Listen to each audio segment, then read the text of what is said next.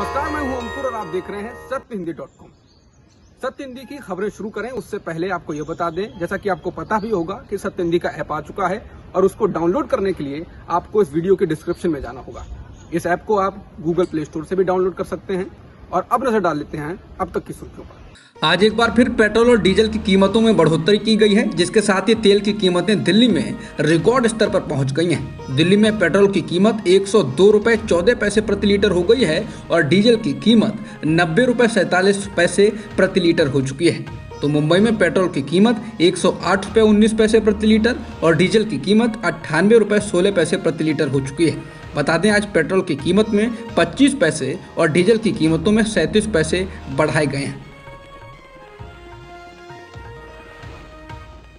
किसानों के जबरदस्त प्रदर्शन के बाद अब हरियाणा और पंजाब में धान और बाजरा की खरीद कल से शुरू होगी। केंद्रीय खाद्य मंत्री अश्विनी चौबे ने हरियाणा के मुख्यमंत्री मनोहर लाल खट्टर और उनके डिप्टी सीएम चौटाला के साथ बैठक के बाद ये कहा। चौबे ने दिल्ली में संवाददाताओं से कहा कि हरियाणा और पंजाब में कल से खरीद शुरू हो जाएगी। बता दें, आज किसानों ने हरियाणा और पंजाब में प्रदर्शन किया और सीएम खट्टर के घर का भी घेराव किया, जिसमें पुलिस ने वाटर कैनन का इस्तेमाल किया। कृषि कानूनों के खिलाफ दिल्ली के पास उत्तर प्रदेश व हरियाणा में धरने पर बैठे किसानों ने गांधी जयंती के मौके पर एक दिन का उपवास रखा। सुबह 10 बजे से शाम 5 बजे तक उपवास रखने वाले किसानों ने कहा है कि वे महात्मा गांधी के बताए रास्ते पर चलकर ही अपने मकसद को हासिल करेंगे। 10 महीनों से धरने पर बैठे किसानों ने कहा कि उनका आंदोलन अब तक अहिंसक रहा है और ये आगे भी ऐसा ही रहेगा। उन्होंने जोर देकर कहा कि वे अपनी मांगों से पीछे नहीं हटेंगे, पर इसके लिए किसी तरह की हिंसा का सहारा नहीं लेंगे। भारत और चीन के साथ सीमा गतिरोध को लेकर अब सेना प्रमुख जनरल मनोज मुकुंद नरवणे ने प्रतिक्रिया दी। उन्होंने कहा कि चीनी सैनिकों की तैनाती में इजाफा हुआ, जो कि चिंता का विषय है। सेना प्रमुख ने कहा कि चीनी सैनिकों ने हमारे पूर्वी कमान तक पूर्वी लद्दाख और उत्तरी मोर्चे पर भारी संख्या में तैनाती कर दी है और फॉरवर्ड इलाकों में भी चीनी सैनिकों ने अपनी तैनाती बड़ी संख्या में बढ़ा दी है, जो कि भारत के लिए चिंता का विषय है।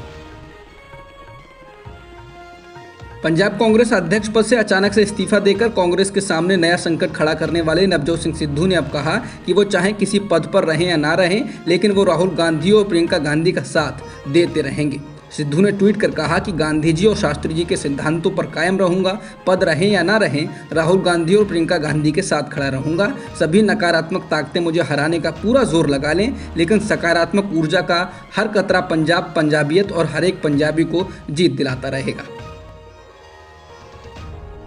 ऐसे समय जब अभिव्यक्ति की स्वतंत्रता खतरे में है और सरकार की आलोचना करने वालों को निशाने पर लिया जाता है और उन पर बेवजह राजद्रोह और यूएपीए जैसे कानूनों के तहत मुकदमा दायर कर दिया जाता है, प्रधानमंत्री का कहना है कि वे आलोचकों का बहुत ही सम्मान करते हैं, पर दुर्भाग्य से ऐसे आलोचकों की संख्या बहुत ही कम है।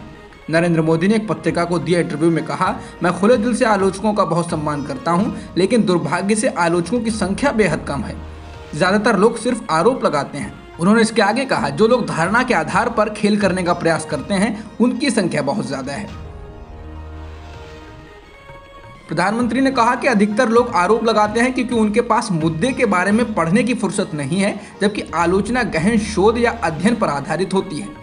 नरेंद्र मोदी ने इस इंटरव्यू में अपनी सरकार की उपलब्धियां भी गिनाई। उन्होंने कहा कि उनकी सरकार ने अनुसंधान पर जोर दिया है। मोदी ने दावा किया कि भारत ने कोरोना टीकाकरण के लिए मई 2020 में ही तैयारी शुरू कर दी थी, जब दुनिया में कहीं भी किसी वैक्सीन को कोई मंजूरी नहीं मिली थी। उन्होंने कहा कि हम नहीं चाहते थे कि टीकाकरण का ये मिशन पहले की तरह चले, जिसमें दशकों का वक्त लगे। एयर इंडिया का सौदा टाटा सन्स के साथ होने की खबरों को लेकर वाणिज्य और उद्योग मंत्री पीयूष गोयल ने कहा है कि सरकार ने अभी तक एयर इंडिया पर कोई निर्णय नहीं लिया है और अंतिम फैसला तक प्रक्रिया का पालन कर लिया जाएगा। उन्होंने कहा कि ये बात है कि बोलियां आमंत्रित की गई थी। बता दें, मीडिया रिपोर्ट्स आई थी कि एयर इंडिया को टाटा सन्स ने खरीद लिया है, हालांकि जिसके बाद सरकार ने इन खबरों को खारिज किया था। भारत ने ब्रिटेन के लोगों पर जवाबी कार्रवाई करते हुए ऐलान किया है कि 4 अक्टूबर से ब्रिटेन से आने वाले लोगों को 10 दिनों के अनिवार्य क्वारंटीन से गुजरना होगा।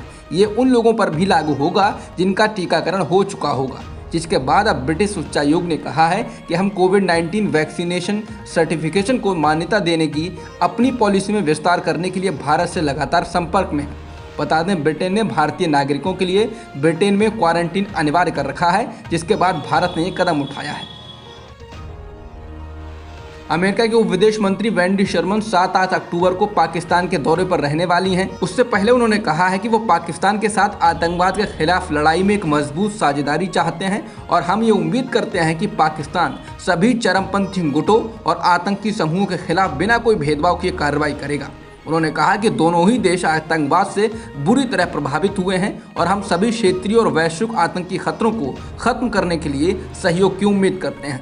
बता दें, इससे पहले अमेरिका ने कहा कि पाकिस्तान आतंकवादियों के लिए एक सुरक्षित पनाहगार बना हुआ है, जो अमेरिका के लिए चिंता का विषय रहा है।